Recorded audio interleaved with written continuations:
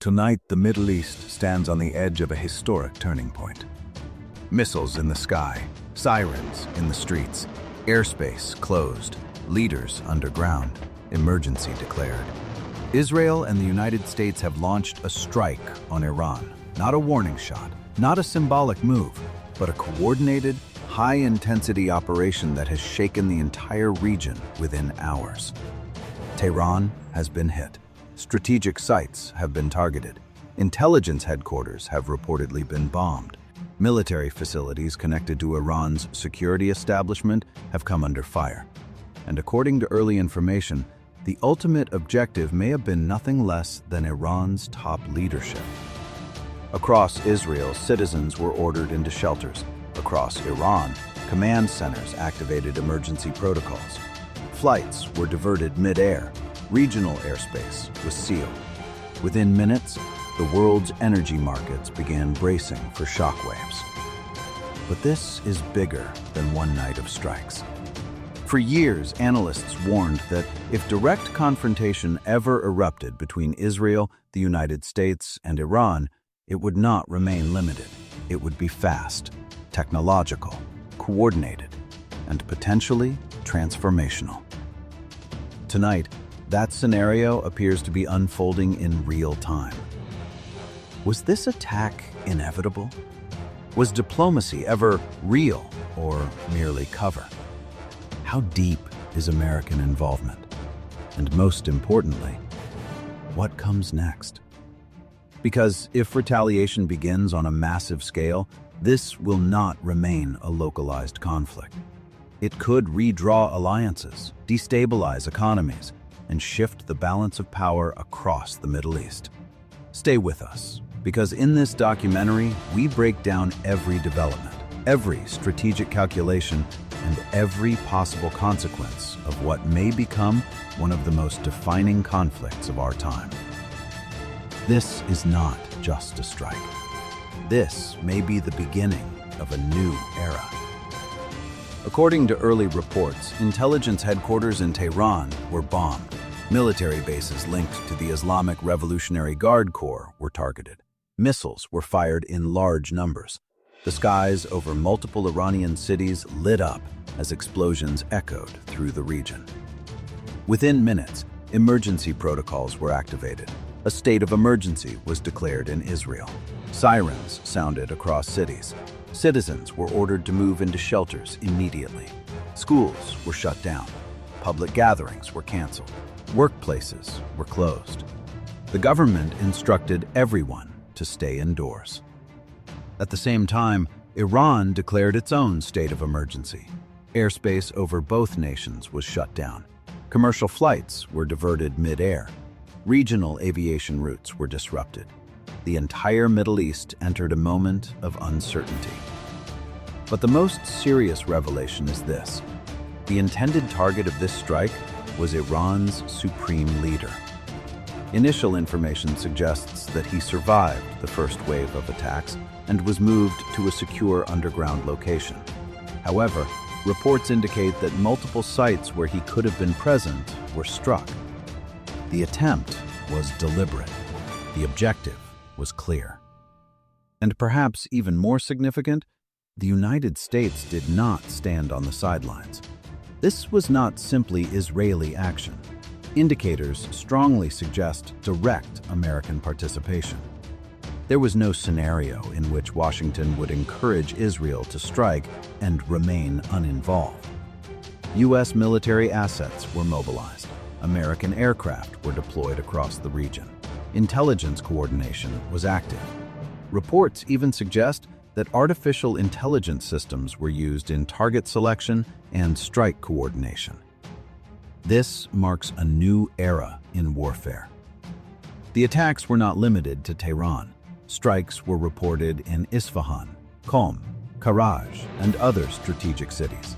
Infrastructure linked to security forces, intelligence agencies, and possibly elements of Iran's atomic energy network were targeted.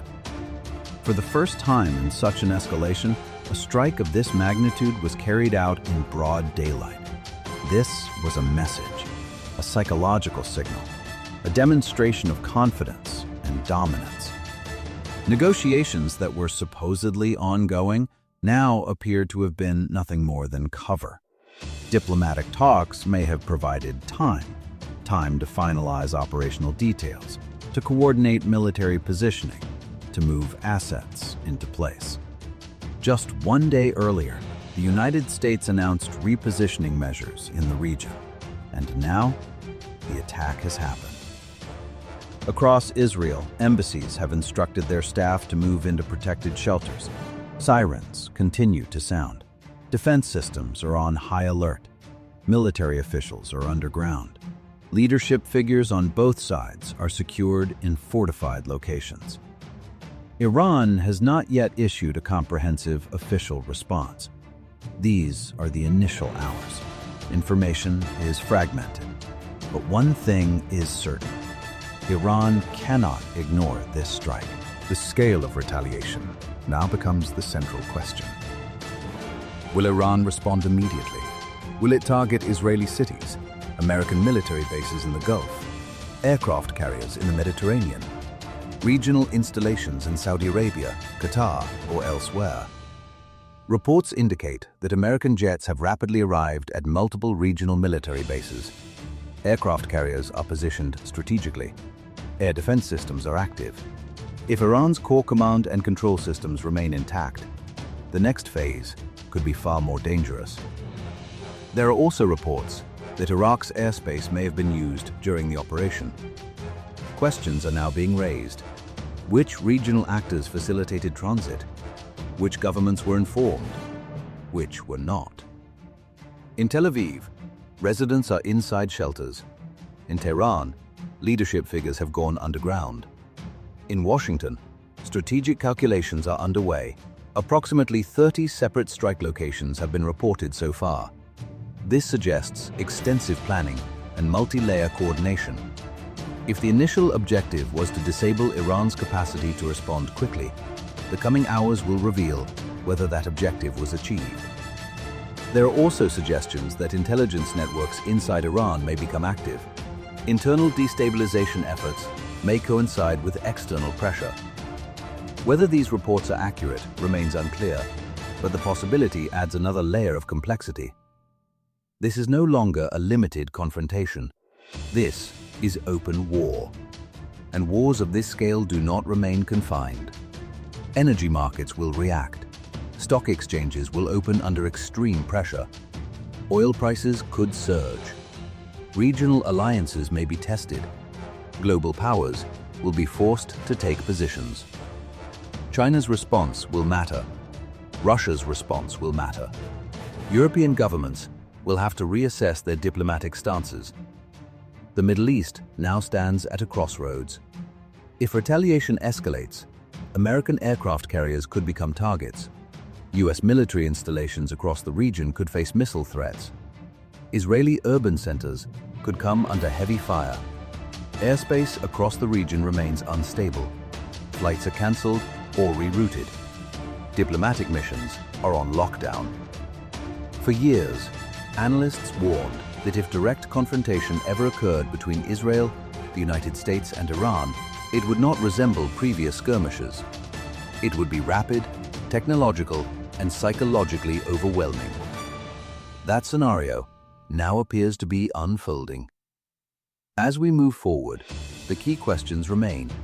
Has Iran's command structure been damaged? Will retaliation be immediate or strategic and delayed?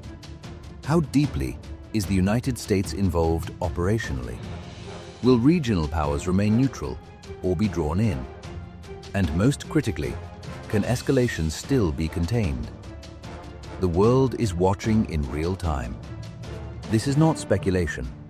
This is a rapidly developing geopolitical earthquake. A destructive phase has begun. A war has been declared in all but formal words. The coming hours and days will determine whether this remains a regional war or becomes something far larger. What began as a sudden strike has now opened the door to unpredictable consequences. Emergency declarations, military mobilizations, regional bases on alert, leaders in secure locations, entire populations waiting in uncertainty. The first wave has happened, but history tells us that in conflicts like this, the first wave is rarely the last. If Iran retaliates at full capacity, Israeli cities could face heavy missile fire. American military bases across the Gulf could become targets. Aircraft carriers positioned in nearby waters could find themselves under direct threat. Energy markets may surge. Global stock exchanges may tremble. And once escalation crosses a certain threshold, containment becomes extremely difficult. This confrontation is not only about territory, it is about deterrence, power projection, regional dominance, strategic survival. The coming days will determine whether this remains a controlled military exchange or expands into a broader regional war involving multiple actors. The world is watching. Governments are calculating. Militaries are preparing. But beyond strategy and geopolitics, millions of ordinary people on all sides now face uncertainty, fear, and instability. History will remember this moment, not just for the explosions we saw, but for the decisions that follow. Will diplomacy return? Will escalation spiral? Or will this mark the start of a prolonged and dangerous chapter in Middle Eastern history? Only time will answer. Until then, stay informed, stay aware, and continue following every development as events unfold.